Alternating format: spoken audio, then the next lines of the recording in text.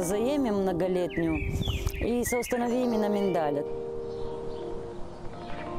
Моя мъж направи гидравлическая рука.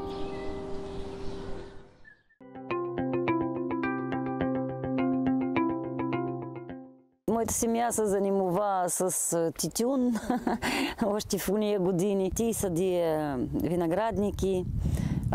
А пък ние няколко години мислими с какво да се заемем многолетню и се установим на миндаля, так как той нет е требователник к влагам, к обработкам. Миндаля му трябва чуть повече от 300 мл годових осадков, своевременно да се обрабатува с фунгициди, инсектициди, микроелементи. Уборката миндаля се начава ката година по-разному, може да бъде конец августа. Синките сортати и възривават по-разному. Моя мъж направи гидравлическая рука, ние стелим отдолу брезент под дървото, той го изтръсива и там се останува 15-20 штучки, там може 30, там уже ги сбиваме с палочки, местим брезента на другото дърво и вот таким образом уборката минува